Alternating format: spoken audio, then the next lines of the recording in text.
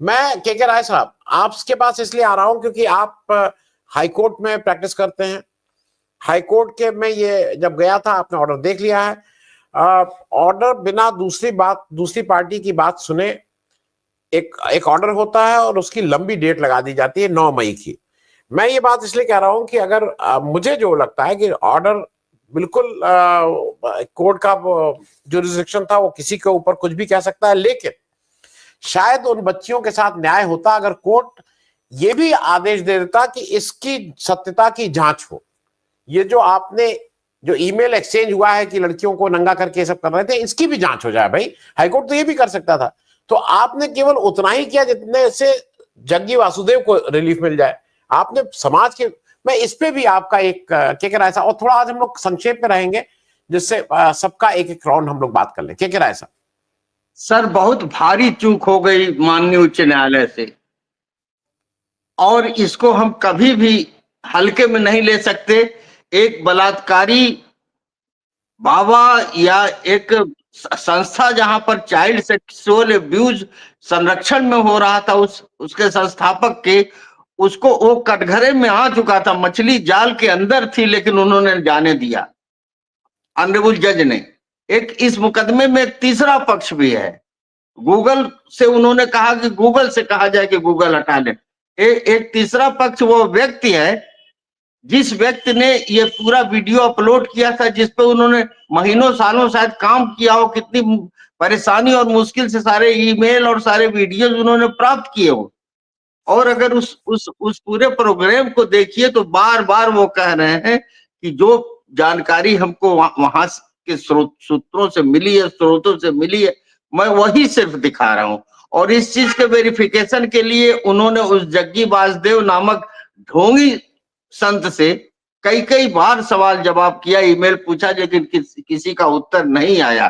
कायदे से तो होना चाहिए था कि माननीय न्यायमूर्ति इस मुकदमे के स्कोप को वाइड कर देते। इलाहाबाद में अभी हुआ, इलाहाबाद में अतीक अहमद जब किसी को धमकाए थे तो उसने जनहित याचिका किया तो अतीक अहमद ने जाकर एग्रीकल्चर इंस्टीट्यूट में उसको धमकाया कि इसको वापस ले लो। उसने वापस लेने की जो है दरखास्त दे दी। एक सिंपल मामला था, झापड़ मार दिया था उनके किसी समर्थन इंस्टीट्यूट में।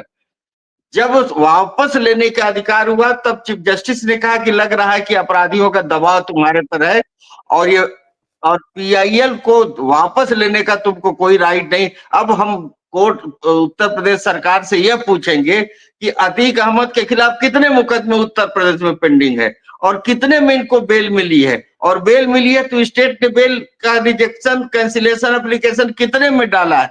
तो एक ऐसी कहानी समझ में आई कि सत्ता सब में बेल मिल गई और किसी में बेल रिजेक्शन नहीं। उन्होंने रिजेक्शन डलवाया, सबका बेल कैंसिल हुआ, और अतीक अहमद साहब जो जेल में गए माननीय सांसद जी, तो जेल से कैसे लौटे इस पूरी कहानी मालूम है। इस मुकदमे में अगर सिर्फ ये पूछ देते कि आप पूरी जांच करके बताइए, उन लड़कियों की माताओं से, उनके पिता से, उनके अभिभावकों से पूछ के बताइए कि ये बात सही है कि नहीं, क्योंकि किसी भी तरह के सेक्रेसी का और आइडेंटिटी का जो पास्को में और चिल्ड्रंस एक्ट में है, किसी लड़की का उन्होंने नाम नहीं लिया, किसी का चेहरा नहीं दिखाया, किसी की आइडेंटिटी श्याम मीरा सिंह ने डिस्क्लोज नहीं किया, और किसी भी तरह के कानून का उल्लंघन नहीं किया। और ये इसके पहले भी हो चुका है। इस चंद्रचूड़ साहब उसके लिए गुनाहगार हैं। वहां उनके उस प्रदेश के हाईकोर्ट ने पुलिस को कहा था कि इंटर करो इसके आश्रम में, और देखो, क्योंकि कुछ लड़कियों को बिल्कुल बंधक की स्थिति में थे। एक पिता का हैबियस कॉर्पस था। एक पिता ने कहा कि इसने अपनी लड़की की शादी भव्य तरीके से किया है और हमारी लड़की को वो अविवाहित होने का उसने शपथ दिलवा दिया है, और मेंटली हमारी लड़की को कैप्चर कर लिया है। और लड़कियां भी कह रही कि नहीं, जैसे बाबा कहेंगे वैसे। कोर्ट सख्त हो गई। कोर्ट ने कहा कि पुलिस भेजो इसके आश्रम में, और देखो कितनी लड़कियां हैं जो इस तरह से शपथ दिलवा रहा है कि शादी नहीं करेगा। ऐसे, और कोर्ट ने पूछा कि फिर आपने अपने लड़की की शादी कैसे कर दी जब आप दूसरे की लड़की की शादी नहीं होने जा रहे। सीधे गया सुप्रीम कोर्ट में माननीय चंद्रचूड़ जी इंतजार में जैसे बैठे थे, उन्होंने कहा कोई पुलिस इसके कैंपस में नहीं जाएगी।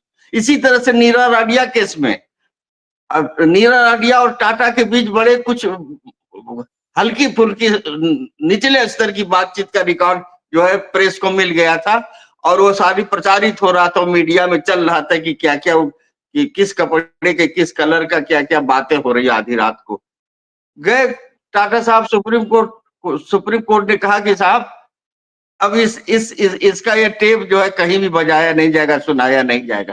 तो बड़े लोगों की सुरक्षा संरक्षा के लिए माननीय उच्च न्यायालय और सर्वोच्च न्यायालय इतना चिंतित क्यों रहती है?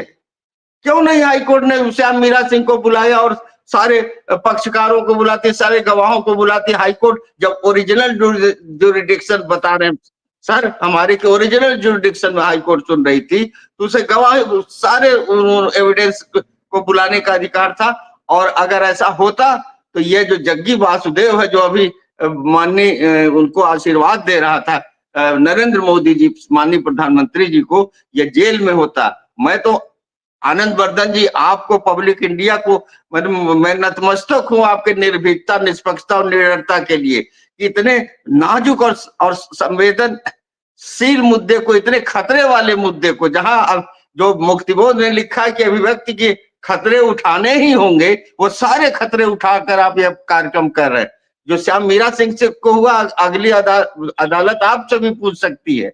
तो और आपके जो पैनलिस्ट है, मतलब इतने निर्भीक लोग हैं और right to speech and expression में इतना बड़ा यकीन है, तो मैं इतना ही कहूंगा कि कोर्ट ने बहुत बड़ी गलती की। कोर्ट ने बहुत बड़ी गलती की जब स्वतः संज्ञान लिया नहीं लिया। जब ये कौन सा है, अपने कुंभ में आया था बाबा बागेश्वर, कुचल के मरने वालों को उसने कहा कि इसको मोक्ष प्राप्त हो गई। इन लोगों को दिल्ली स्टेशन पे मरे, इलाहाबाद में 29 दिसंबर को मेरे अनगिनत लोग मरे, इसने कहा जो मरा है संगम के किनारे उनको मोक्ष प्राप्त हो गई।